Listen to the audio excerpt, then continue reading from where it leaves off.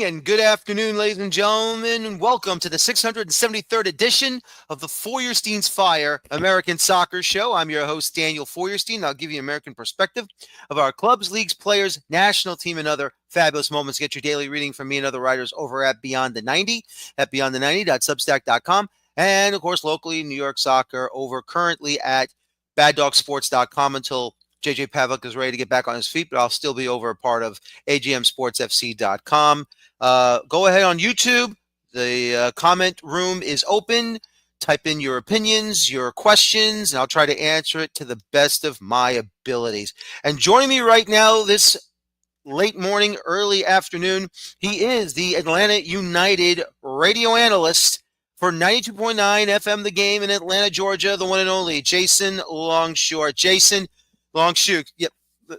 Sure, I was right. I keep I throw you off with the Twitter name. It's too early for me. No, I'm kidding around. But it's great to see you. It's been a long time since we've seen each other. Yep. And you're now for the first time on my new platform, obviously through StreamYard. And welcome back to the show. And how are you, my friend? Yeah, thanks for having me. I always throw people off with the Twitter name because in high school I had a teammate who mispronounced my name and left the R out, and it just stuck as a nickname. So then, we're talking mid-90s into the late 90s. Everywhere you would go or you'd grab a username, I grabbed Longshoe. So it's just stuck. So that's why it's Longshoe instead of Longshore. That's okay. No problem at all. Whatever works for you works for me. You know that. I'm just a pushover. But anyway, as we go ahead and start this show to talk about, of course, Atlanta United, I thought they went off and had a good start. I thought they were okay. And now I have to say it, now, I'm not trying to be mean about it, but there's calamity all over the pitch. Mm-hmm. I have never seen so many mistakes, allowing the opening goal by so many easy giveaways. What in the hell is going on with Atlanta? I think it's a self-confidence issue amongst the players on the field. I don't think it has anything to do with Ronnie Dyla and tactics and anything like that. I don't think it's a talent issue. I think when you look at this roster on paper, they are far better than their record, but they're not playing that way. So, the idea of you are what you are, that's a really slippery slope. You are what your record says you are. I know that's always a cliche we like to throw around. It's a slippery slope. This is a more talented team than their record. There's not really much of a debate about that. But when you have the start that they did, and I agree with you, it was okay. It looked like a team with a new manager. It looked like a team with new pieces that had a lot of good sparks to it, but wasn't quite fully igniting. Okay, that's typical. We're used to seeing that. But then it went off the rails. Mm-hmm. And that's where you started to see the mistakes pop up. And that's where you started to see the lack of confidence pop up. And I really like the change that Ronnie Dyla made to try to give them more security. It's one of the things that he talks about a lot with how he wants his teams to be, not just play, but be. He wants the players to feel secure. He wants them to feel safe in the way that they are amongst the team, but also in the way that they play. So, okay, he wants to play in a 4-3-3. He wants them to play very front foot, very high up the field.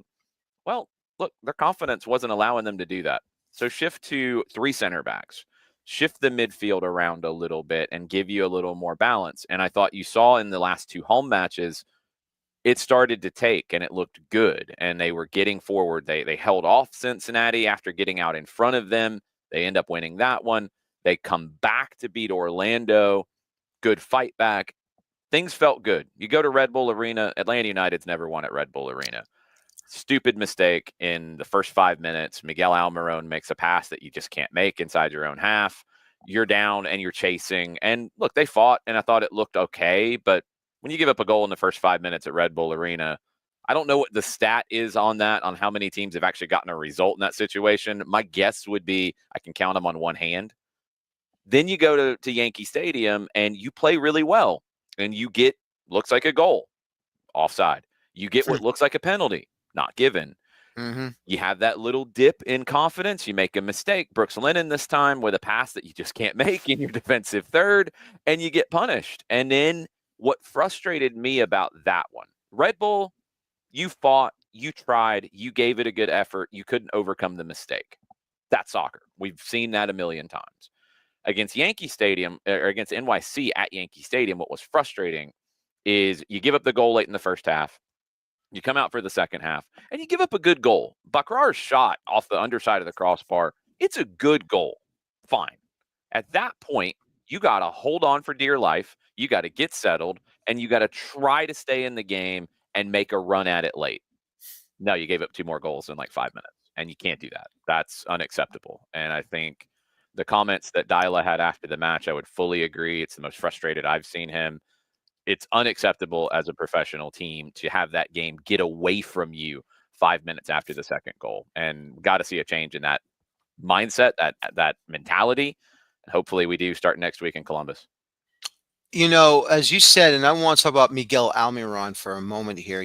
Having him back in Atlanta was probably the shot in the arm that the club needed really badly. Not say they didn't have any good players, just saying, someone familiar with the city, someone familiar with the surroundings, coming back from Newcastle. I was surprised and shocked that he did come back to Atlanta, but you know what? Good on them. They wanted to bring back a guy that gave them excitement. And in the first few years they started in the MLS. And to even the Red Bull game, I was completely shocked how he just coughed that up from the near side and just let Cameron Harper, run into the ball. I mean, I didn't even telegraph it. Yeah. He just It's beyond did it. telegraphing. It's That's basically beyond, exactly. It's beyond telegraphing. That was like, oh, you're right there, Cam. Yeah, here you go. I'll give you a free chance. And he took it and he scored. Mm-hmm. And I'm like, oh, you gotta be kidding me. Yeah, it's an interesting one with Miguel because no one in the United States talking about that signing had anything negative to say about Miguel Almiron coming back to Atlanta. So a lot of people like to play the hindsight game and then go back and try to maybe change how they felt. No. Nobody had any issue with that signing. Nobody had any issue with the Latte Lot signing either.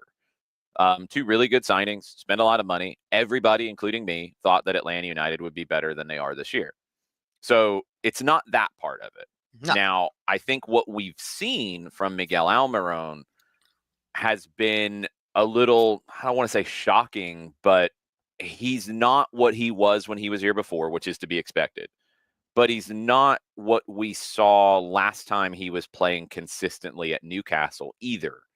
And that's been a minute. And I think you're seeing a player who is on the backside of his prime or maybe just past his prime. And you're seeing the effects of playing far more games than he's accustomed to because he didn't play a whole lot at Newcastle over the past year. You're seeing the effects of going back and forth for Paraguayan national team duty and how that will hit you in March and hit you in June. We're seeing, I think, a player who thrived so much on his physical gifts, his quickness, his speed. And when that starts to fade, which it does for everybody, this is no knock on Miguel. It happens to every player. Father Time's undefeated. That's right. How do you adjust? And that's the part that I think he's still in the process of figuring out. I think it's been a challenge because also he has such a deep affection for the club and for the city that I think at times when it's gotten hard, he's tried to do too much to carry the team. He's tried to be in too many spots on the field. He's tried to drop too deep in that goal against Red Bull. He's picking up the ball on the edge of his defensive third. I'd rather him be in the attacking half and pick up the ball there. That's what I'm saying too. I couldn't believe I saw him. Yeah. This has been consistent, and it's not coming from a bad place, I don't think. I think it's coming from trying to help the team, but he's not Thiago Almada. And I know we had these conversations when Thiago was in Atlanta about dropping deep, and people went nuts about him dropping deep. Well, we see Lionel Messi do the same thing. We see other players do the same thing. The Argentine 10s, when they're not seeing the ball, they're going to want to go get the ball and get some touches and then get higher up the field. Yep. Thiago could do that. He's more of a technical player. That's what he can play that style. Miguel's not. So you don't need him in that spot on the field. You have players you can build up. I think it is a process for him to, I think, come to who he is today, not who he was in 2018, and come to who the team needs him to be today, as opposed to trying to put the team on his back, maybe a little bit too much at times. Yeah, I think that I agree with you completely because, even at times you see like these great strikers, sometimes they come back deep into the midfield, Get a touch, have back, a little pass, get a it. little combination. Mhm. Just get a feel for where the Yeah. game is, and then get back higher up the field. Yeah, exactly. But sometimes if you do it way too much, it's like, what are you doing? You gotta, Mhm. okay, you want to do it once or twice. I mean, that's fine. I understand that. But still, though, you gotta stay higher in the midfield, stay up top, stay on side, but you don't have to always drop back every single time you have Yeah. control of the ball from your own end. You got to allow the play to breathe, Yeah. and you got to allow your teammates who can bring the ball up to do so. Yeah. Because With if you're space. going to, yeah, With space to exactly, operate in, and that's the key. exactly. I think what we've seen this season with Miguel specifically is whether he was playing on the wing, which I think is where Ronnie Dyla wanted him to be, and it's where he played primarily at Newcastle, so it's not like it's something that he hasn't done for the last 6-7 years. He will be on the wing, but he'll cut inside on his left foot. Great. We see inverted wingers all the time, all over the world.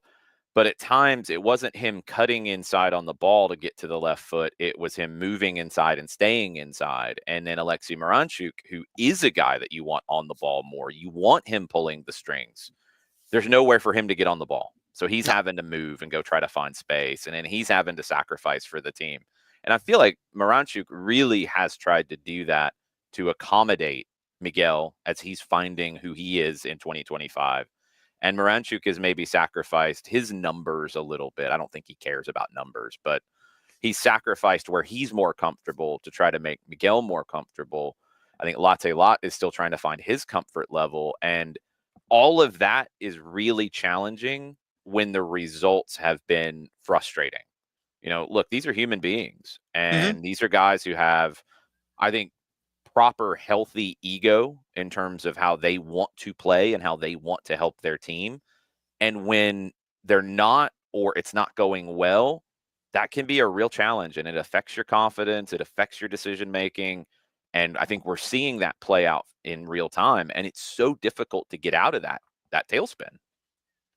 Yeah, it really is. And I mean, it's amazing. Ronnie Dyer, I mean, I thought he was ready to say, that's it, I'm ready to quit. But obviously, he's not going to quit. He's not No, going it's to not get his away from this. personality. Exactly. But I understand his frustrations, though. I Yeah, really do. I I do too. understand his frustrations every time after a poor result, the way that they've played or conceded so early, or oh my God, I mean, like the New York City FC game you told me when they're at Yankee Stadium, they looked great the Yeah. opening 45, Yep. but then in the 44th minute, it's like, oh, by the way, we're going to bring back our old habit again, and here you go, have the ball, Hmm. and just Yep. I mean, his comments, like he's really upset and frustrated. I mean, he doesn't Yeah. understand why they're not getting mad.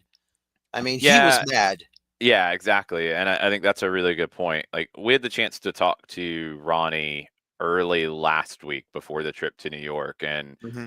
myself and Madison Cruz, one of our colleagues on the radio pre and post games and on the SDH network, we sat down with Ronnie for like a half hour, and we talked about, really not about the team this year, but about him and how he feels his coaching journey has gone, and how he feels the game. And it was a great conversation. Go check it out on our Soccer Down Here network. But he's so passionate, and I think that you get a sense when you really hear that come out, and we've seen it multiple times this season. He is very emotional. I think at times he's very unfiltered, which is great. I've loved it. I think he's been great with us. He's an emotional guy, but from a Norwegian perspective, which is Hmm. different. Like it's a very different just personality. If you haven't been around a lot of Norwegians, I love it because he's so real. And Hmm. that post game at Yankee Stadium, I know you've been there many times. We were in I think one of the dugout clubs is where they had us set up to do the media, and it was me and it was Doug Robertson from the Atlanta Journal-Constitution and Atlanta United staff, and that was it. And it was so hard at times knowing Ronnie and knowing how he feels and what he wants to see it. Like hearing it is one thing, but to be in the room with him and just he's exasperated because he gets emotional about this team and this game in a way that I don't know if he's necessarily getting from his players right now. And he wants that. He wants anger when anger is needed. He wants urgency when urgency is needed. He wants to see those reactions. And this team is not giving that in the way that he wants to see it. I think, it's easy to try to take that and spin a narrative of they don't care. That's not true. No, that's Or not true. they're not working hard. Like they're running more than a lot of teams in this league. They're sprinting Hmm. more than a Hmm. lot of teams in this league. So like the work is there. It's just they react differently. He wants to see an immediate reaction. He wants to see the body language. He wants to see the fiery reactions, and he's not getting that. And I don't know how that changes easily because you're talking about personalities and how people react to things. And I think he's on a different page with his players at times. I agree with you there. But we'll see what happens down the road. But 13th place right now for Atlanta United. You're just above both Toronto and Montreal, which I never thought I would see that with this Nope. Atlanta United team. Uh, you're always a bunch of scrappers, always a bunch of quality players, and you're in a position where you're very unfamiliar with at this point in time. Yeah, it's frustrating. And the second half of the season is not going to be easy because you've got 16 more games in league play, 9 of them on the road. And this team hasn't won a game on the road all season long. Yeah. That's a really scary situation when you look ahead. You look ahead at the next week, depending on if Miami gets out of the Club World Cup group stage, which I think they could. It's gonna be interesting to see. They're here in Atlanta on Thursday, tomorrow against Porto. If they get a result there, I think they can get out of the group stage. And then Atlanta doesn't play 2 games next week. But if they don't, then Atlanta, because we're kind of on hold to wait and see. You go to Hmm. Columbus on Wednesday, a Hmm. Columbus team that is licking its wounds at the moment, and a Hmm. Columbus team that I don't really want to see when they're angry. And Hmm. then it's from Wednesday to Saturday going to Fort Lauderdale to face Miami if Miami doesn't get out of the group stage. And then you might catch them on short rest and after a little bit of the hangover you get from getting knocked out of a competition. So maybe that's good for Atlanta United, but they might have the hangover of a midweek game in Columbus as well. And it just doesn't get any easier than that. You look ahead past that, and then you are looking at games with Toronto, games with Montreal. You're looking at some games with DC that you would feel like you can get something out of, but this team hasn't shown that ability consistently this season. And if you do play Miami, there's always a lunch date for you and me and Mike. If Mike is coming with us, so that'd be Of great. course. Love Mike Conti, great guy.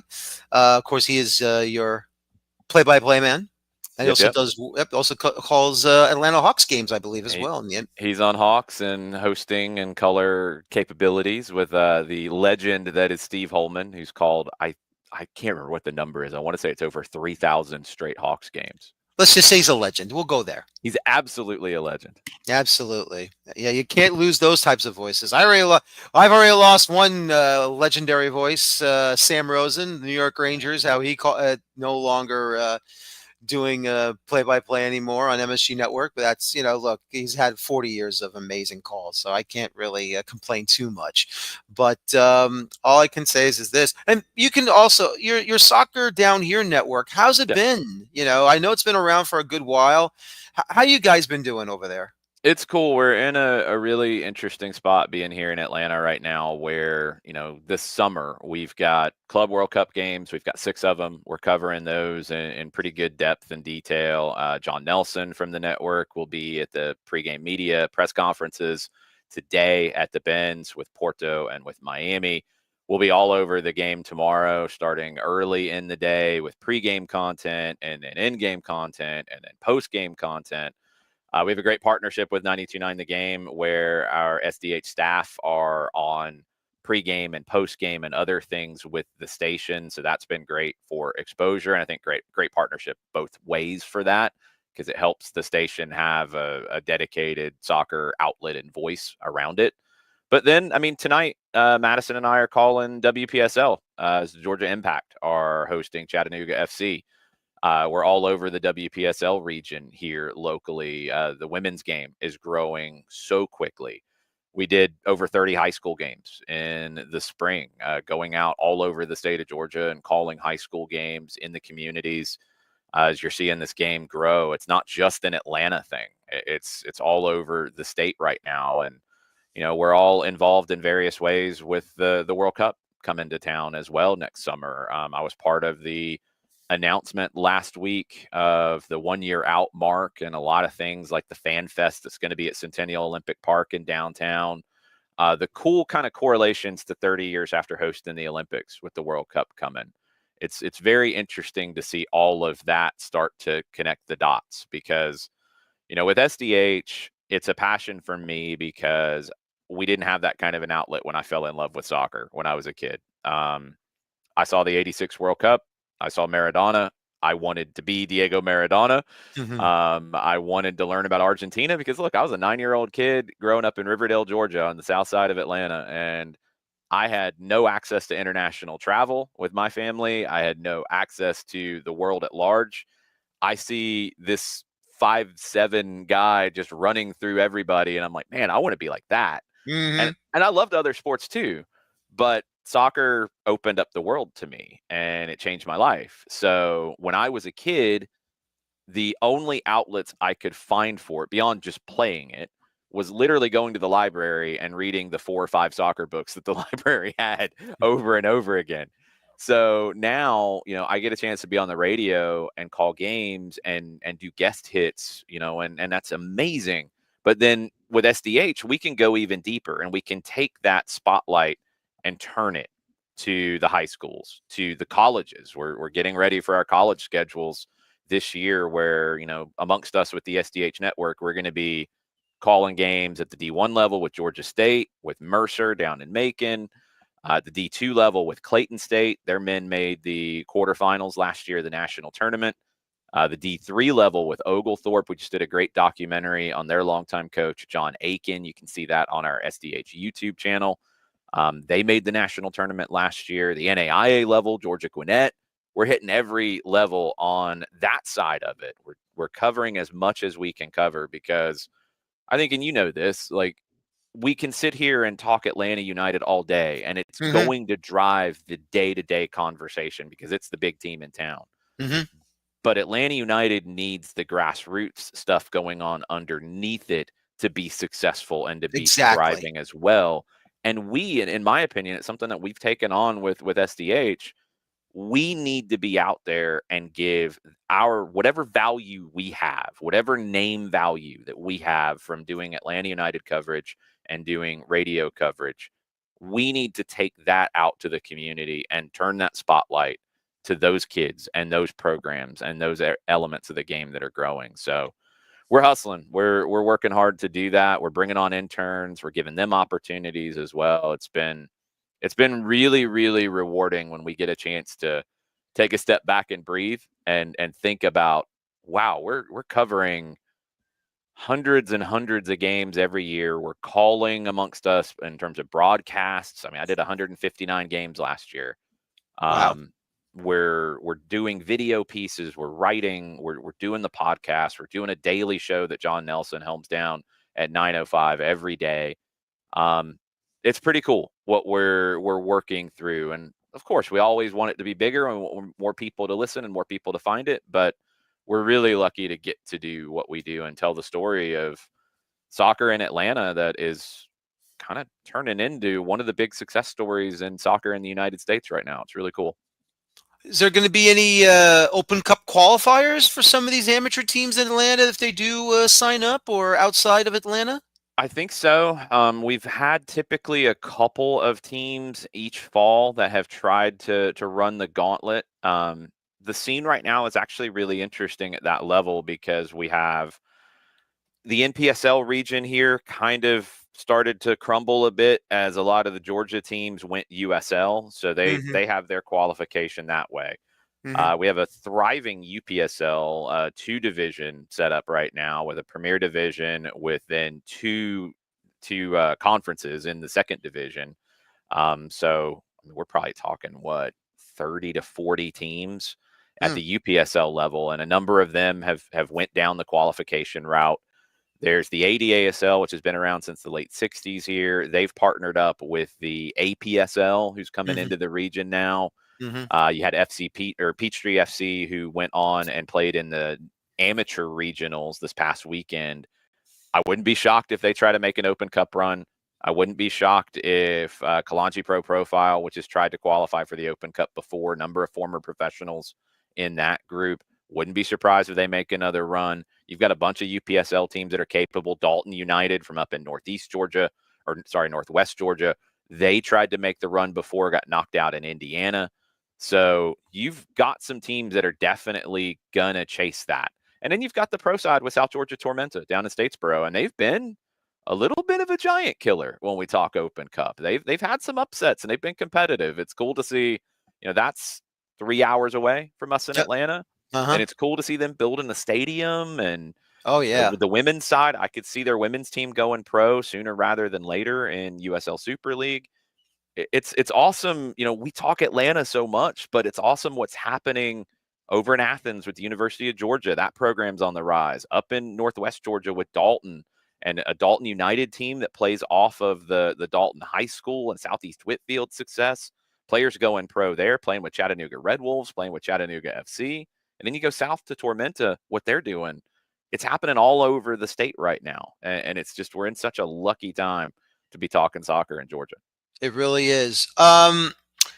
Noticed that during the LAFC Chelsea match in the FIFA Club World Cup, there were supporters of Club Leon protesting Yes. because they felt their spot was robbed by FIFA because of the multi-ownership situation, because the owner of Club Leon is the same owner as Pachuca, who is also in this tournament. Yeah, it's a complicated one because Mexican club ownership can get a little more tricky than maybe we're used to. You get these timeshare kind of situations that get really complicated. I'll say this because it actually affects another somewhat related Georgia side of things with Drawhada United, who got knocked out of the Europa Conference League for the same thing, the multi-club ownership situation. You have local Georgia investors with the Trivella group that are dealing with that right now. You're not going to see a decrease in multi-club ownership around the world. It's going to increase. It's not going to decrease. We've had this conversation in the Lamar Hunt US Open Cup, where you get teams that have either some form of partnership or affiliation or whatever, and they have been put on opposite sides of the bracket when they've been in the bracket. I think you need to go to those kinds of levels to separate teams because, with Leon and with Pachuca, and I'm really happy LAFC got into the tournament, by the way. Their fans were amazing here in Yeah. Atlanta. I got to give them so much credit because they had like 2 weeks to plan. They came across the country. They were making noise the entire game. They were so great to see firsthand. About 200 of them sounded like 2,000 of them. It was Yeah. amazing. I'm glad they got in. I hate it for Leon that they didn't get in because you're going to have to deal with this. This is a UEFA thing, a FIFA thing, a CONCACAF. It's across the board. You're going to have more multi-club ownership groups. You're not going to be able to avoid it. In competitions like the Club World Cup, you're not going to have Leon and Pachuca unless crazy things happen. You're not going to have them play one another. So put them just like we do where you can't have two teams from the same country in the same group in these competitions. Put them in separate pods, put them in separate buckets, separate them, make sure that the way the bracket falls, they would be on the opposite ends, and the only way they could play is if they both make it to the final. Yeah. Do that with the Europa Conference League with Drogheda, and it's a team in Denmark, I believe. You're talking about two teams that if they both get to the final, it's an amazing story, whether they're owned by the same people or not. Put them in separate sections of the tournament, because what we see, Leon gets punished, Drogheda gets punished. Crystal Palace might get into the Europa League, even though you've got John Textor and Leon and that situation. Well, they got money to deal with that. You've had Manchester City and Girona. You've had other clubs that have multi-club ownership, but the bigger they are, they find ways to work around it. They do a blind trust. Like, that's going to make a difference. Mm-hmm. You're not going to see these teams do what I think they're so worried about in terms of upending the competitive integrity of the tournament. And if that's your issue, put them on separate sides of the tournament. Put them in separate sections of the bracket. Don't have them play one another unless they get to the final. I hate it for Leon. I hate it for Drogheda. I hate it for any club in the situation. But I hate it even more that the clubs with money that are further up the scale are able to get around the rules, while we hold up Leon, we hold up Drogheda, we hold up other smaller clubs as the example to, no, you can't do this. That's not right. Just work around it now in the modern game, where you're going to have clubs that are owned by similar people or shares owned by different groups that are the same. Put them on separate sides of these tournament brackets and let's play it. And the funny thing is, with Crystal Palace, Textor is not the main owner. It's somebody else. He only has a percentage of it. But according to the rules, that they should not be allowed to be in the Europa League. But Crystal Palace can make a different argument than Drogheda United can out of Ireland in terms of, oh, no, we can do this and that and that. Everybody should be in. If you qualify, you should be in. Yeah. And if you have ownership similarities, separate you in the bracket. It's not that hard to do. If we can sit there and say, all right, the rules of the draw, we have to separate LAFC, or in this case, it wouldn't have been them. It would have been Miami and Seattle. We have to separate Miami and Seattle, so they would not play in a knockout game unless it gets to the final. Right. Okay, fine. Do the same for clubs with multi-club ownership issues. Mm-hmm. Just make it in the rules of the draw. They get drawn. Oh, no, wait, you have to go to the next group because you would end up playing one of your teams in the first knockout game. You have to go to the next group and you go to B1 instead of A1.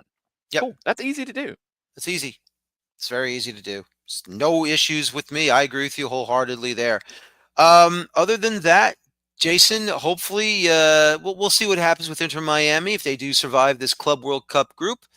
This upcoming, I think you said Thursday. I think you said that they'll be tomorrow playing? at 3:00. Hopefully, some people have been able to arrange getting off work. The 3:00 games here in Atlanta are not easy because people have jobs. And exactly. A lot of people wanted to try to make a lot of narratives out of the Chelsea and LAFC crowd. And oh, by the way, I think the narrative that needs to be written is maybe Chelsea isn't as big of a draw as some people think that they are, because there are some clubs that we have seen, I don't know, like Boca Juniors down in Miami, that drew. We've seen others. Urawa Red Diamonds, their fans coming over to Seattle. That was amazing. The Al River Ali fans in Seattle, Al Ali in Miami. Yeah. I think we're seeing in this tournament, like, the rest of the world is taking it far more seriously than the English, which is not a shock. No, it's not a shock at all. Some of the European countries, I think, are taking it very seriously. Some are taking it less seriously. That's fine. Whatever. Yeah, whatever. But Chelsea is not the draw that maybe they think they should be. And that's a Chelsea issue that they probably need to look in the mirror and try to figure out, because there were not a whole lot of Chelsea fans at Mercedes-Benz Stadium on Monday. No. I'm very curious to see how Porto draws in Atlanta. I really don't have an idea of what that's going to look like. It's not an area with a giant Portuguese population, but Atlanta's an easy place to travel to. We'll see. So we'll see what that looks like. And Miami/Messi fans, I'm intrigued to see what it looks like tomorrow at the Benz. But we'll be there covering it all over your social media platforms at Soccer Down Here. Exactly. Just to tell you real quickly, though, my mother, my wife, and I were coming back from dinner. And we get to this intersection where we have to make the left turn to go back home. Mhm. And we're waiting for the light to change. All of a sudden, out of nowhere, a police motorcycle comes from the left, stops in the middle of the road, and then another motorcycle. 1, 2, 3, 4, 5, 6. Like, I had no idea what the hell happened. And then all of a sudden, here comes 3 buses right Yeah. behind them. And then my mother's like, a police escort for 3 regular buses? I don't understand it. And you see, here's the thing. Yeah. That road leads straight to the Hard Rock Stadium. Yep. And I told my mom and I told my wife, oh yeah, look, it's for the Club World Cup today. Today's the opener. I'm gonna watch it when we get home. And so the funny thing is that I mean, it didn't say, which team it was, because he's just, it's not, we're not that sophisticated here in the States. You just have a regular bus. Yeah. Oh, yeah. That's what we do when we travel with Atlanta United. Yep. Yep. You have a regular bus. It doesn't say Boca Juniors, doesn't say England. It doesn't say this team, that team, this international team, that international, or this international team, that international team.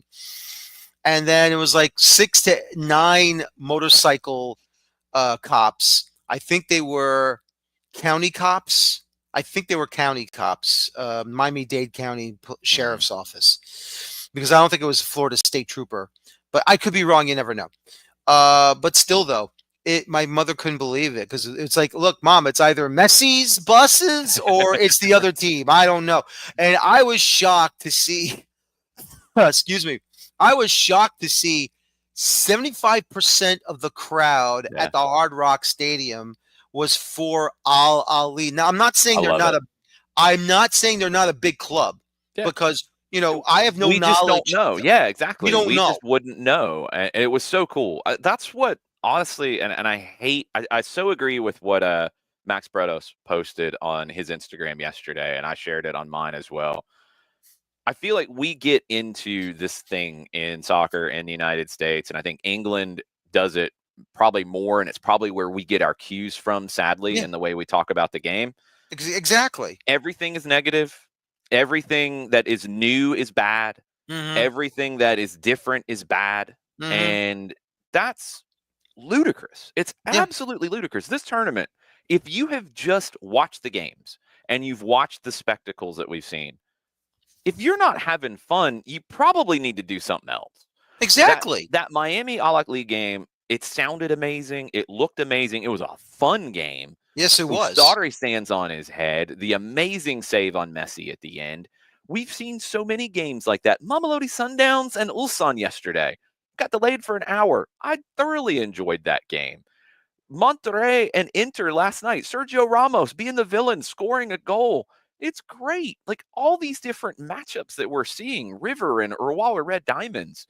Like, so many good games. Boca and Benfica. I mean, come on. You got a red card each. You come back from 2-0 down to tie it 2-2. It's 2 Argentines who break Boca's hearts. Yep. Like, so many stories, and we haven't even gotten everybody a game in yet. Yep. It's been a fun tournament, and you can sit here, and people did it about Atlanta and people did it about other places. You can sit here and say a negative about attendance, and then you can talk about 80,000 at the Rose Bowl. You can talk about the crowd last night at the Rose Bowl for Monterrey and Inter. You can talk about these other crowds that have been great. We've got to stop complaining and whining and diminishing everything that is new or different. Enjoy your soccer. If you're in it and you're doing what we do, and we talk about this all the time, why do I go out and cover high school games? Why do I go out and do that? Because I want to see the game grow.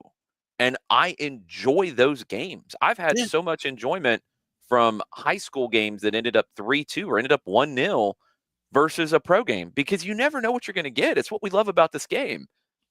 Players from Mamelodi Sundowns that I'd never heard of. I was like, wow, this is great. Gold Cup, Edison Ascona, a player that we know from Inter Miami who developed it in the academy.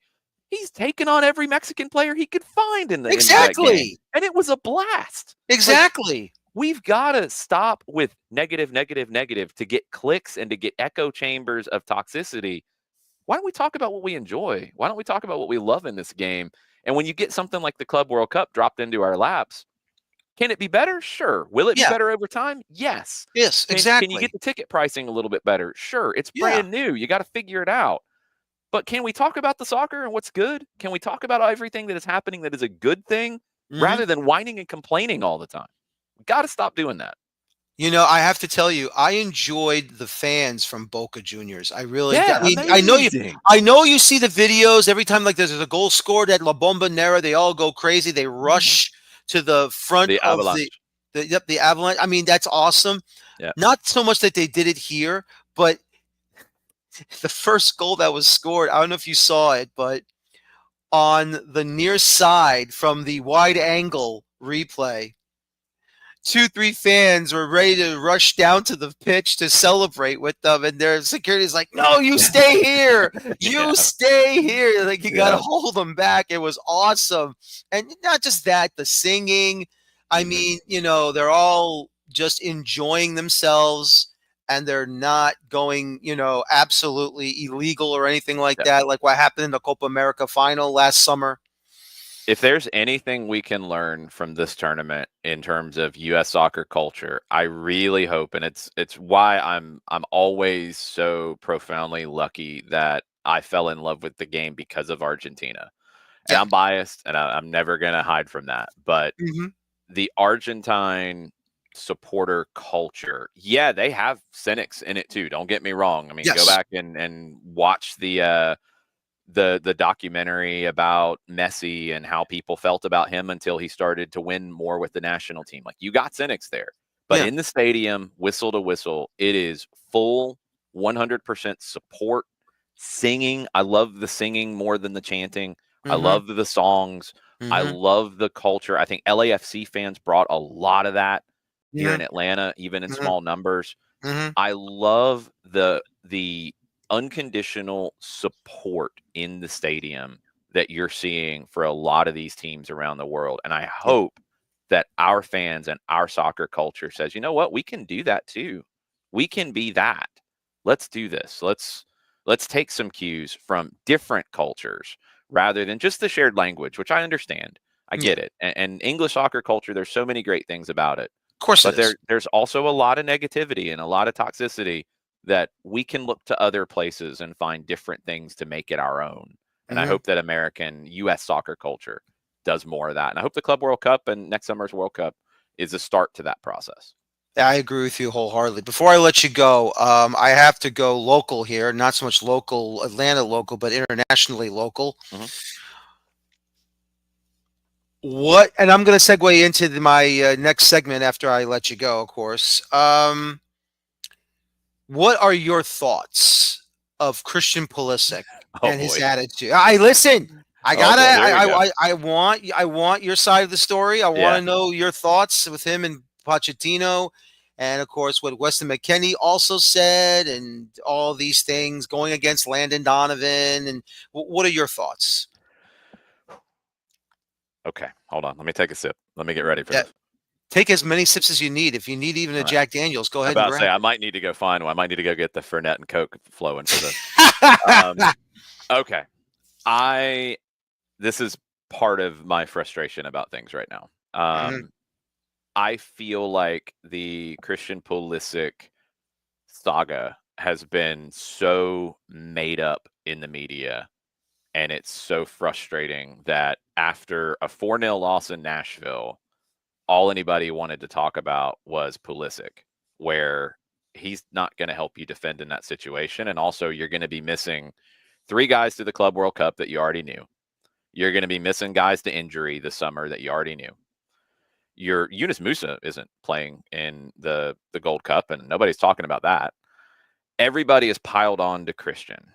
And has Christian handled everything perfectly? I think he's gotten defensive as everybody went after him, and I can't blame him for that. I kind of wish Mhm. that he wouldn't. I wish that he had just turned social media off and went to the beach and chilled. It's probably what he needed, honestly. But even the idea that we've had in the local conversation about nobody else does this from any other country. This is purely in a U.S. men's national team thing. Well, did you miss Robert Lewandowski do it? Because he did it in his past window for Poland. He said, I'm not coming. I need a break. And the coach, who's not the coach anymore, said, okay, well, we're not going to do that. We're going to strip the captaincy from you. Well, like I said, the coach isn't the coach anymore because you don't do that, because you're not going to be able to pull that off with Robert Lewandowski if you're Poland. He needed a break. He took a break in this June window. And everybody wanted to do this thing about like, oh, well, nobody else does this. He literally did. And he's one of the best forwards in the world. So we've got to stop trying to make bad guys out of some of these national team players. Christian Pulisic has been dealing with a chronic hip issue that has been talked about. He has played a ton of games over the past 2 years at a very high level in a very pressure-packed situation. Does he need a break? Because what have some of the same people who are critical of Pulisic saying he needs a break, what are some of those same people talking about? Oh, we're making players play too many games. They can't play this many games. They can't play all these competitions. They can't do all this. And then when Christian says, yeah, I agree with that. I need a break actually to be at my best. You can't do that. No, we can't. You can't talk out of both sides of our mouth here. We've got to understand that what is more important for Christian Pulisic. You can rank him in 1, 2, 3 in terms of the competitions that he's going to be dealing with. And I'm not going to get into every competition with Milan. I'm going to put Milan as a group. Yeah. The U.S. men's national team next summer. World Cup is the most important thing for him. Milan is second because they pay his bills. They pay his salary. He's going to have to play probably 50-plus games for Milan between August and the World Cup. Milan has to get back into the Champions League. There's a lot of pressure. There's a new manager coming in, a very demanding manager coming in Max Allegri. Christian has to be at his best to perform, to get the minutes that he needs, to get the pressure that he needs, the good pressure of having to perform in those moments. Milan has to be a priority for him. The Gold Cup is not as big of a priority as those two for him, and it can't be. That's just the reality. The Gold Cup's every 2 years. There's too many Gold Cups. There needs to be one in every cycle, not two. It needs to be taken more seriously to have that. Then you're going to have a different conversation. When it's every 2 years, it makes it easy to skip. Players have skipped it over the history of it. Mexican players have skipped it. Other players have skipped it because you have to sometimes. I think even the Pulisic versus Pochettino part of it, I feel like it's manufactured because you're taking things and you're twisting them and you're putting into different spots. Did Pochettino want to bring Pulisic in for just the friendlies and not the Gold Cup? No, because he wanted to build a squad over 2 friendlies and then a tournament. Okay, so that's what he decided to do. Would Christian have loved to come in for 2 games and then taken the rest of the summer off? Yeah, that's what he said. Okay, the coach makes the decision. I don't think anybody until we started going back and forth. And, well, Mauricio said this. Well, Christian said this. I don't think they were at odds when the rosters were announced. Go back and read what Pochettino said when the rosters were announced. He supported Pulisic needing a break. I don't think he's mad because Christian wanted to play in 2 games rather than the tournament. I think when he was presented with the question, he answered the question, and now we're doing the spinning and cycling, and again, it's tabloid. It's what it feels like. And it's so frustrating because the 2 friendlies, the conversation needed to be about how this young team can handle moments in matches better. They started well against Turkey, and then they gave up. We've talked about that with Atlanta United. You give up a crazy goal. Yep. It's a weird deflection, and you fall apart for 5 minutes, and then they couldn't get going again. Yep. Nashville, the game gets to 2-0 against Switzerland, a very good Switzerland team. You can't let that game go from 2-0 to 3-0. You can't let it get away from you. I know. That's not about Christian Pulisic or Weston McKennie or Tim Weah or Gio Reyna or Anthony Robinson or Yunus Musa. Who else are we missing this summer? That all the rest of them were going to be missing whether Christian was there or not. Tim Weah.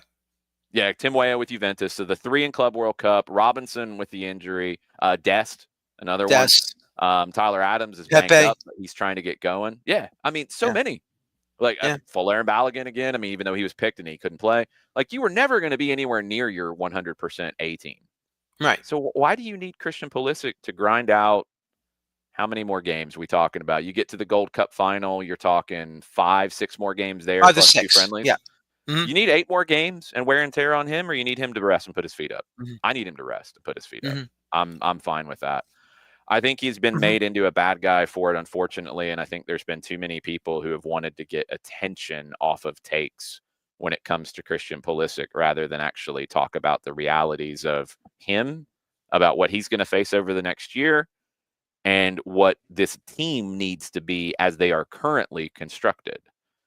Um, it's a tough time, and I get it, and I get that we all need to get attention and get hits and get clicks and get listens and get views. I totally get it.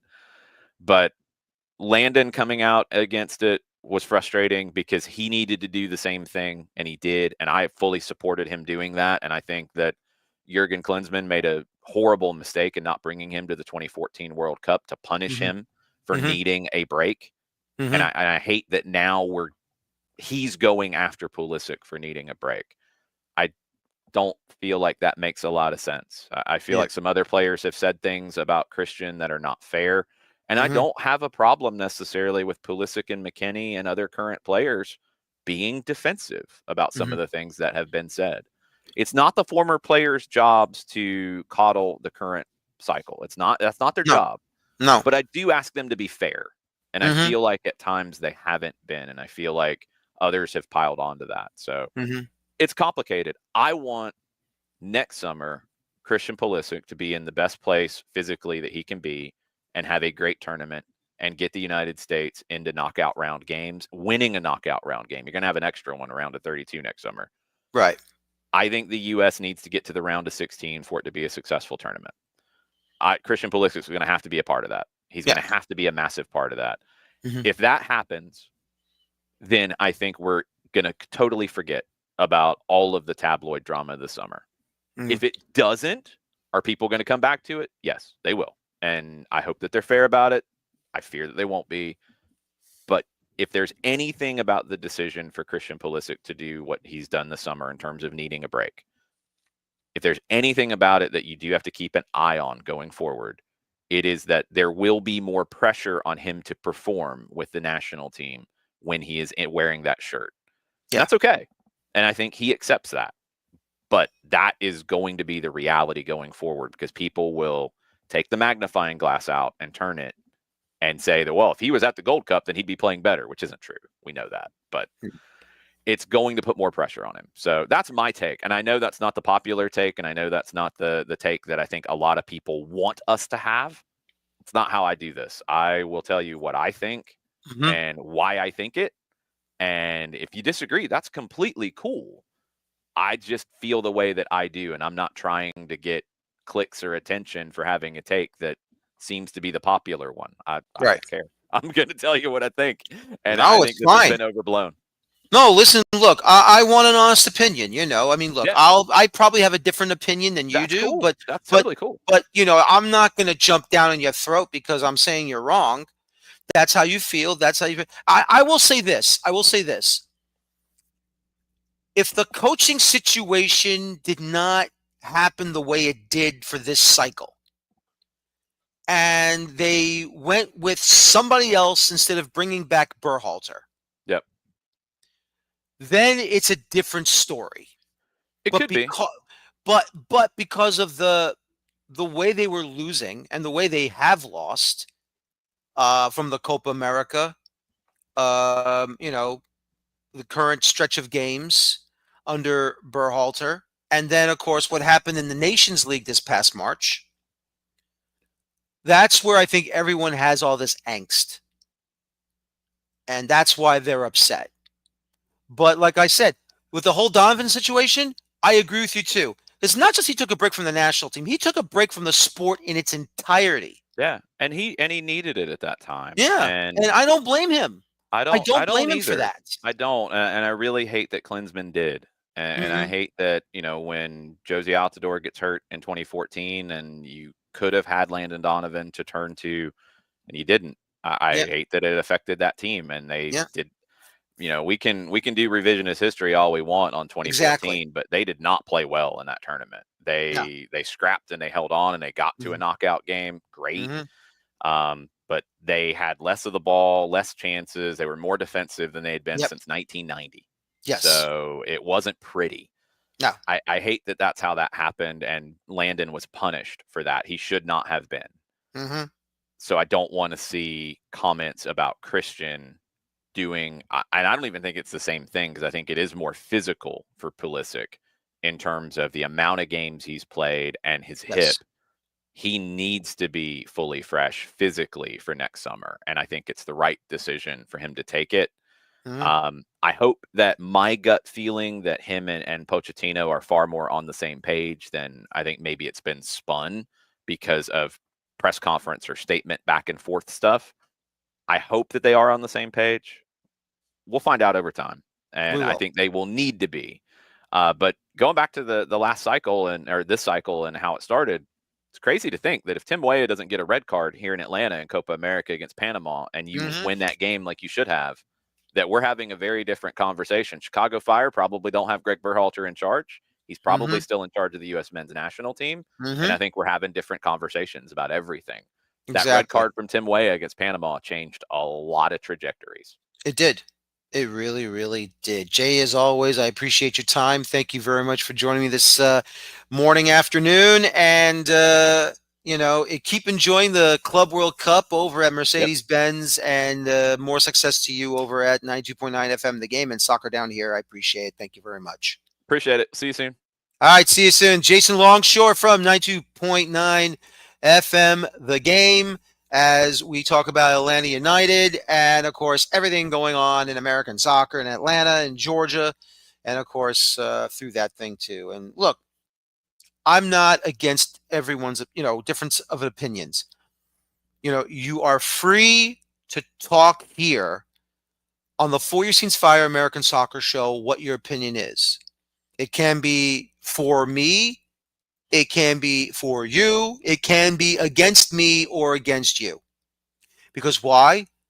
Because this show allows free speech, allows free opinion. You have an opinion about something? You can go ahead and give me your opinion. Will I shoot you down? No. No.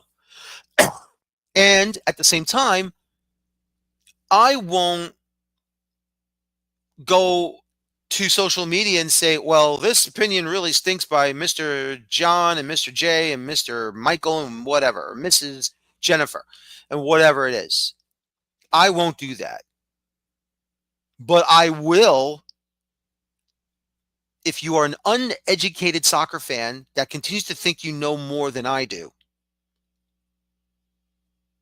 and then that gets you in trouble. When you learn about something and then you have the knowledge of it, but then you want to have a fair debate about it, I'm all ears. I want to hear what your educated opinion is, but I don't get educated opinions on social media sometimes, especially from some of you. You want to think you're smarter than everyone else. How you keep saying, well, playing against Saudi Arabia and Panama is like a glorified friendly in these competitive matches, when have you not seen these past games, what Panama has done to the U.S. men's national team? Not just under Berhalter, not just under Pochettino, but under B.J. Callahan as well. Gold Cup, B.J. Callahan. Copa America, World Cup qualifying, Greg Berhalter.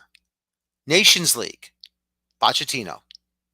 So, what do you want? What do you want? If you don't know what's in front of you and you think it's a nothing match in a competitive setting and you're just going to poo-poo it like it's nothing, no, you can't do that. That's where you are uneducated. That's where you are not familiar. And you continue not to pay attention to past results. That's your problem as a young, uneducated American soccer fan. Forget about, well, it only counts when you major tournaments. Well, you got to be invited to these major tournaments. Okay? If you're not qualifying for the FIFA World Cup, okay?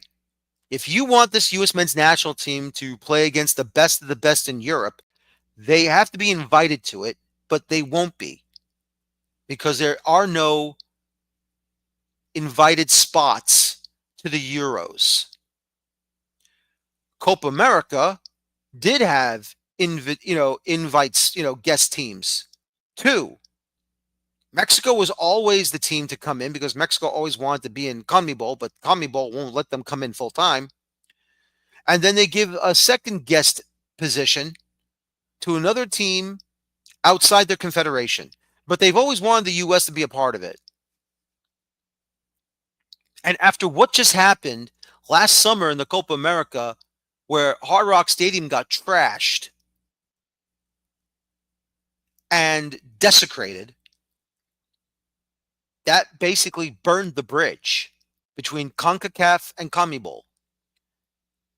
And if you believe that it's going to be fixed right away, no. It might be fixed one day, but right now, that's a no. So all I can tell you is this. Okay? You think you know more than I do? You think you know more than the things I have seen since 1994?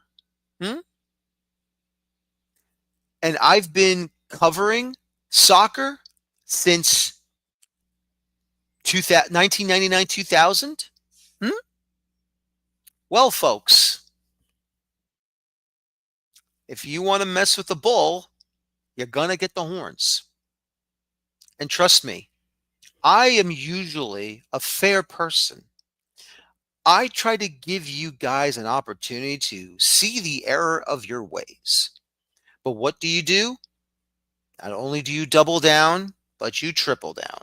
And when you double down and or triple down,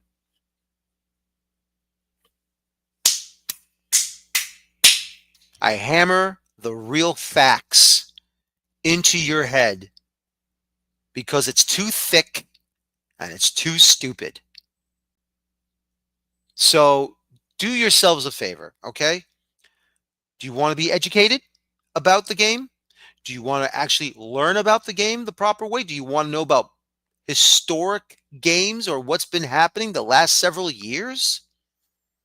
If you have an honest question and you want to ask me, I'm not that hard to find on social media. I am once again on Twitter, X, and on Blue Sky at capital letter D, capital letter F, lowercase EUER, S as in Sam, TEIN. And on Blue Sky, it's all lowercase letters.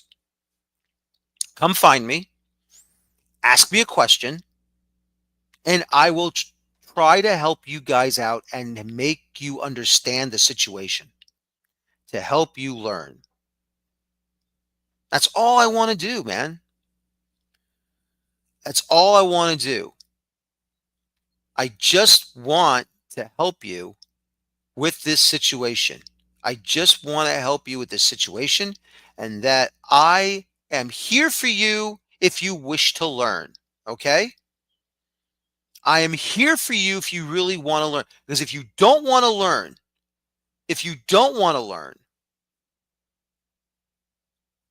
then you're failing. You're failing. You are not as educated as you think you are. The stupid narrative of better to be abroad than be in MLS if you're going to be a part of the national team, get out. Because that's not how it works, folks. That's not how it works. And now I'm going to transition to the whole Pulisic Pochettino situation. Now, obviously, you just heard Jason Longshore talking about his thoughts, and that's fine. It's absolutely fine.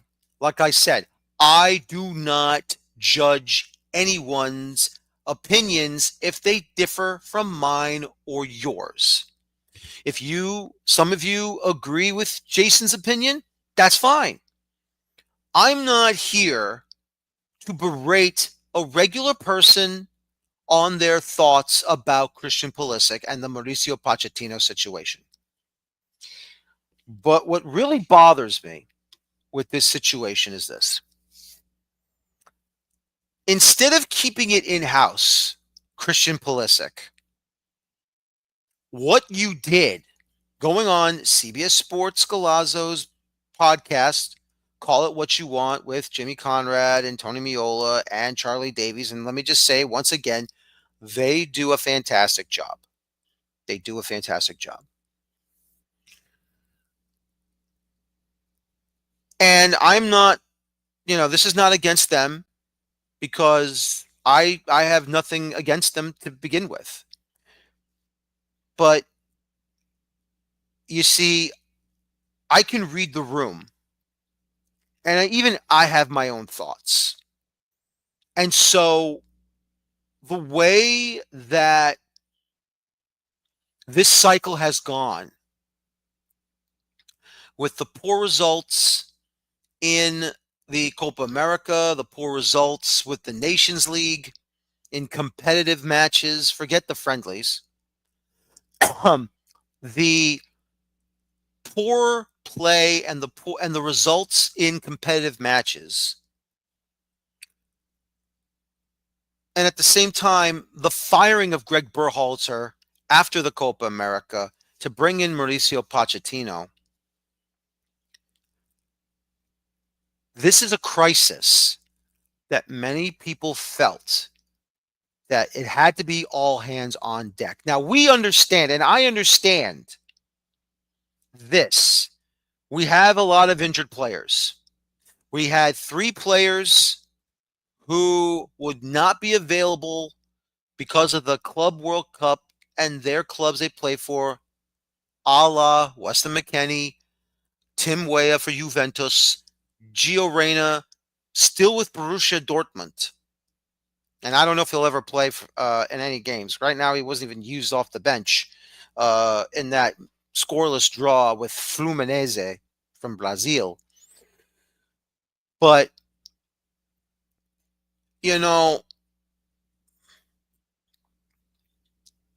to see the comments from Weston McKennie, and at the same time the interview with Christian Pulisic on the podcast and how he acted on that and how he sounded entitled. He did sound kind of like a spoiled brat. And, in normal circumstances, if he took a break from the national team for this tournament, for this Gold Cup, I would have understood. It's not a big deal. And I understand there's also probably an injury that might be happening. He has a chronic hip, I guess. I mean, that's what Jason said, and I'm not doubting him. I'm not doubting Pulisic. But, this could have been handled better, a lot better. But we have a crisis on our hands for this national team. We do. And if only he could find a way to just act better. He sounded entitled. Sounded like a spoiled brat. And we can't have that. This is also the fault of U.S. soccer at the same time. They just can't seem to control the situations properly, no matter what. You can't communicate it properly. You can't control it properly. And then you think to yourself, what has Mauricio Pochettino got himself into? If not for Matt Crocker, he's not here. He's not here. If not for Matt Crocker, who has a relationship with him. I mean, the best international manager possible, you would say? Who are we going back towards? Bora Milutinovic in 1994? I'm assuming there might have been other former international head coaches that have been managing the U.S. men's national team back in the early days, especially that I believe that one coach. I don't know if he was English or not. I know I saw that movie about the 1950 match against England where they beat them 1-0. I mean, they've tried probably in the past U.S. soccer to get the right manager, whether domestic or foreign, to put our players in the best possible trajectory ever. But now we have someone that has impeccable credentials. And fine, maybe he hasn't won the big titles, but he has done well in Europe. He's done well in Chelsea, and he's done well at Tottenham. He was at PSG. He's been in Spain. But, fine. This is his first international gig. And we'll see what happens down the road. What's going to happen here, especially in this Gold Cup. And what I like about this Gold Cup tournament, even though it's not the full A team, like I said, I understand there are injured players. But we cannot have a player. And look, if he wants a break, that's fine. But the point is, we're in a crisis. We are in a crisis right now for the national team. And until this crisis gets resolved, important competitive windows are getting shorter and shorter and shorter. One down in the group stage, 2 more to go, then the knockout stage, and then we'll see what happens, who they play in the quarters, and if they win that one, who they play in the semis, and if they win that one, who they're going to play in the final.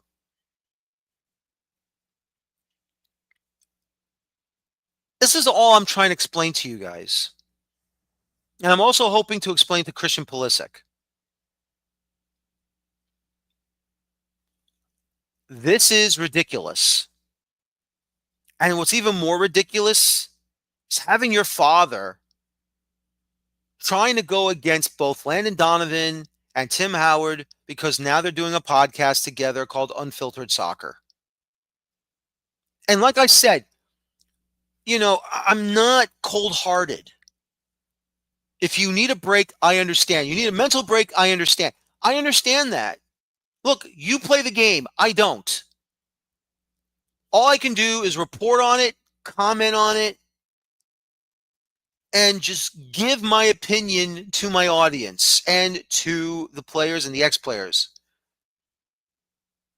Okay? I understand you've done more. You can compete more. But also understand this. After leaving Borussia Dortmund for Chelsea, how many matches did you play as a starter? And you couldn't do it there. And then you lost minutes. Even substitution minutes. And even though you did win a UEFA Champions League title with Chelsea, after that, you had nothing. You saw nothing. You barely touched the pitch inside 90 minutes. And if it wasn't for AC Milan to come in and say, we want you, we need you, we think you can do everything for us, and look what happened these last 2 seasons. You're playing all these games. Finally, you're being given an opportunity. And that means you're ready to go for the national team. No qualifiers. You're a host. You're part of the 3 host nations to automatically go to the FIFA World Cup. So all I can say is this, Christian, you got to do better. You have to do better. Your father has to do better. And even Weston has to do better with his comments and his actions. We can't forget what Weston did during the COVID years for the qualifications, where he left his hotel room to spend the night with his girlfriend. And he had to suffer the consequences by not playing against Canada in Nashville. He had to. And I don't blame Pochettino for making those comments to the media. He is not a mannequin. He is the head coach. He was willing to sweep it under the rug and say, oh, fine, we've had this conversation. That's it. Ignore. If you want to ignore me, you want to ignore the other podcasters and content creators that are saying all these things about you, Christian, you know what? Ignore it. Keep your mouth shut. Ignore it. If you don't want to hear it, turn it off. Period. Be the professional that you're supposed to be. But I'm very disappointed in you, in how you responded. I'm also disappointed in how you said you wanted a break. I'm sorry. I understand Robert Lewandowski took a break and he got the captaincy stripped from him from the then Poland head coach, and then they got sacked. Okay, I understood why Landon Donovan took a sabbatical. I also understood why Jurgen Klinsmann did not bring him to the 2014 World Cup roster. It was a hard decision, obviously. It probably wasn't an easy decision, or maybe it was, because Jurgen has that European mentality. But at the same time, we need that mentality here. But we don't. But in this current Gold Cup roster, we do. Look what happened last night. Canada demolishing Honduras 6-0 in their first group stage match in the CONCACAF Gold Cup. Who is at BC Place, recovering from a knee injury, standing near the entrance to the pitch at BC Place and congratulating his teammates on a job well done for Canada? Alphonso Davies. So why couldn't Pulisic go to San Jose and do that for his teammates? Why is it that Alphonso Davies shows more leadership than Pulisic does? And this is why this is a problem. This is why it feels like you're entitled, that you act like a spoiled brat. It's these little things that goes a long way. And that's why many people will say, why couldn't Pulisic do this, what Davies has done for Canada? I don't know what to tell you. I don't know what to say. I don't know why stupid stuff like this has to happen. And like I said, if you have a different opinion than I do, that's fine. I'm not here to jump down your throat and tell you you're wrong. I didn't do that to Jason. I will not do that to you. But this is why those of us who support this national team feels like this. Who wants to see these players who are supposed to be a golden generation, supposedly, and they're pulling stuff like this. I would rather have Diego Luna, Jack McGlynn, Malik Tillman, and a few others be on this roster. And to be honest with you, it probably won't happen, but you never know. Is Christian Pulisic's roster spot in jeopardy? Is it? I don't know. But some are saying it should be. So let's try and find a way, Christian. Okay? I think what you should do and what Weston McKennie should do is give out a public apology, whether you want to do it on CBS Sports Golazo, whether you want to do it on ESPN Plus, or ESPN FC, Football Americas, Americas, Fox Sports. Just say, I apologize for my comments. I shouldn't have made it. I made myself sound a lot worse than what I did. I should not have embarrassed my head coach. I should not have embarrassed the team. I should not have embarrassed the federation. I should not have embarrassed the American soccer community. And you know what? We'll forgive you. Let's go for the World Cup, and we don't have to worry about this stuff anymore. But what's going to happen is, if you get selected for these next three international match windows this coming fall in September, October, November, and if you touch the ball, if the matches are in the U.S., you're going to get booed. You're going to get booed. You're going to get it. Whether you want it or not, you're going to get it. So until then, sir, you're behind the 8 ball, whether you like it or not. You have to apologize to the American soccer community on your behavior and your comments during that podcast with Jimmy Conrad, Tony Meola, and Charlie Davies. You shouldn't have gone on. You shouldn't have been on there. I also think you should actually go on the Unfiltered Soccer podcast and talk to both Tim Howard and Landon Donovan. I think you and your father should be on that podcast to apologize to those two. That's what I think. But until then, we won't know. All right, time to review the New York Red Bulls match in Austin, Texas against Austin FC, as they fell to Austin FC by a final of 2-1. And there you have it. 2 early goals for Austin, allowed by the back line, just ball watching, poor marking, everything involved. And you allowed Biro to have an easy header in the 6th minute.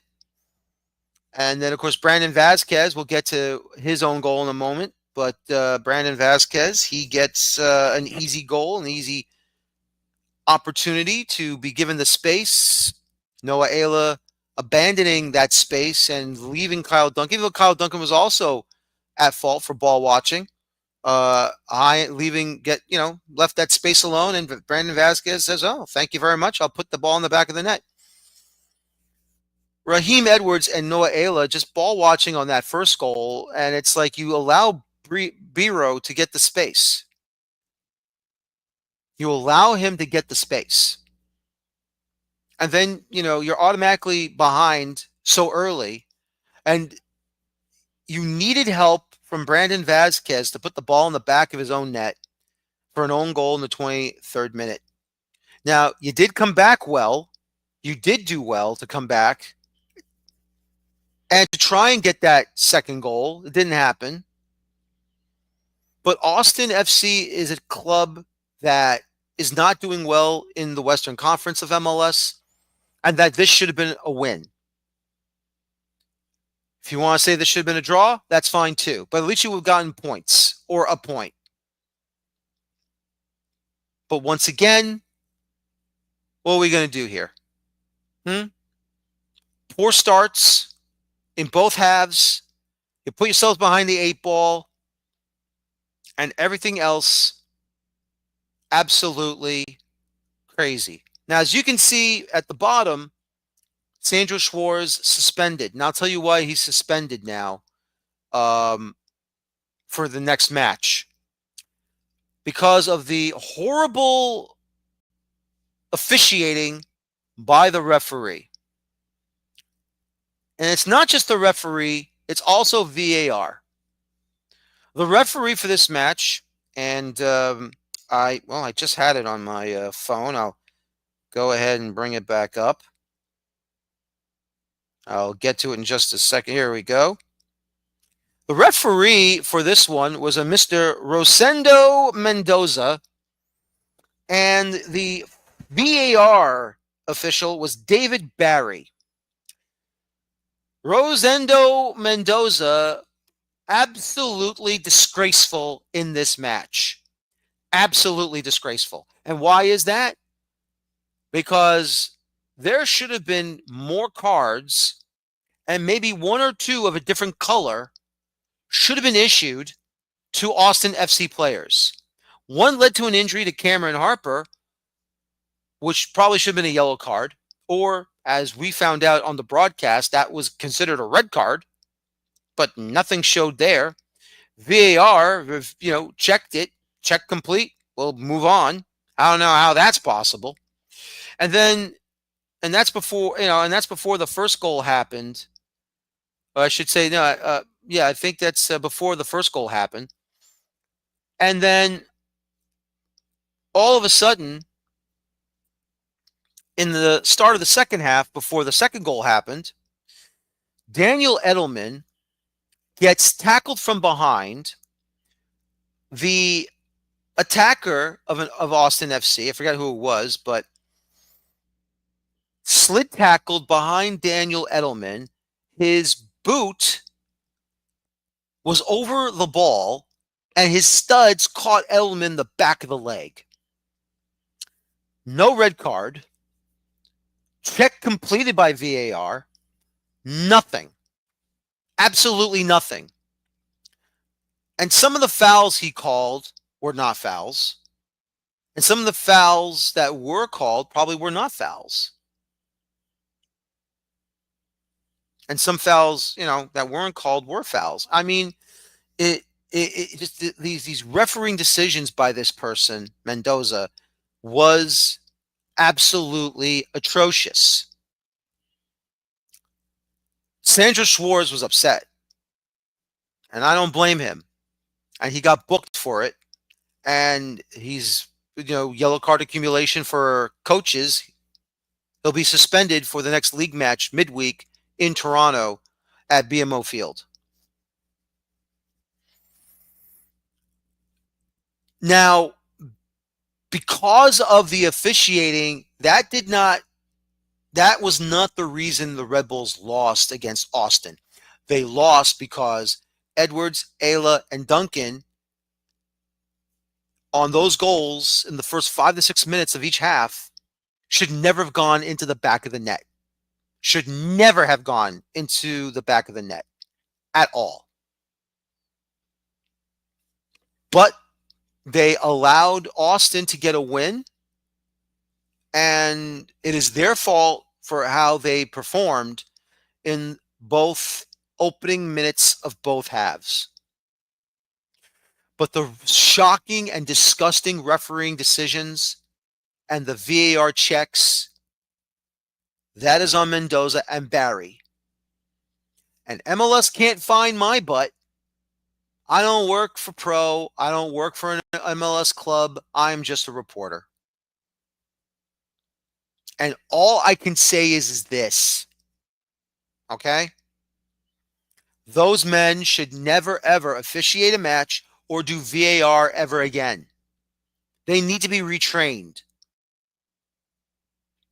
Okay? They must be retrained because that is hard. And I'm not just saying this because it happened to the Red Bulls.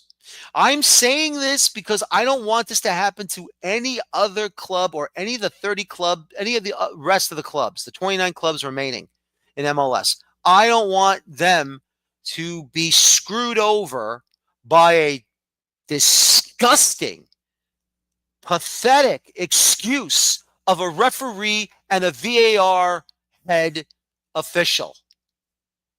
I don't want that. They have to get their act together. So until then, in their next matches, they have to do better. Much better. Period. It just really burns me up that when you have inept officiating, and I understand it's hard. Sometimes you got to make a split-second decision. I understand that. But if you can't see it and VAR decides to say, check complete, there's nothing here, go about your business, there is something wrong. because you got two blind mice on and off the pitch. Terrible, disgusting. It really annoys the hell out of me. If VAR won't help the referee, well, then get someone else to be in the VAR room so he can do the right job and inform the referee, go to the monitor, look at it, and you'll see what we see. And then you'll say on your microphone, of course you touch the microphone and say, after you do this, after video review, the Austin player commits a harsh and terrible foul with the slide tackle from behind, studs into the back of the legs of the defender. That results in a red card. And then you go to the player, you pull out the red card from the back pocket and go bam. And then you put Austin down to 10 men.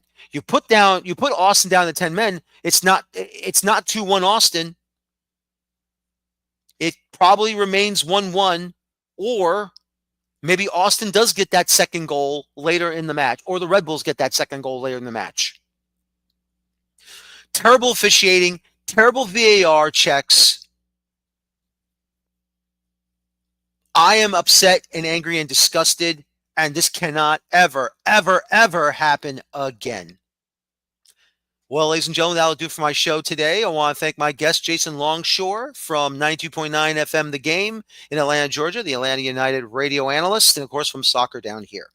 Of course, no show tonight. We got CONCACAF Gold Cup action going on, FIFA Club World Cup action going on as we speak right now. So happy to be done and check out what's going to happen tonight. Match day 2 for Group A. Dominican Republic taking on Costa Rica. Then the nightcap will be Mexico taking on Suriname. So it should be exciting and fun. Can't wait to see what's going to happen there. Once again, my name is Daniel Feuerstein. Thank you for joining me this afternoon, this midday, and talk to you guys tomorrow night for USA Saudi Arabia post-match. Once again, my name is Daniel Feuerstein. Thank you very much for watching me today. And as always, please, please, please, please, please enjoy your football. Thank you. Take care. So long, and have a good afternoon. Bye-bye for now. Have a good day, everybody.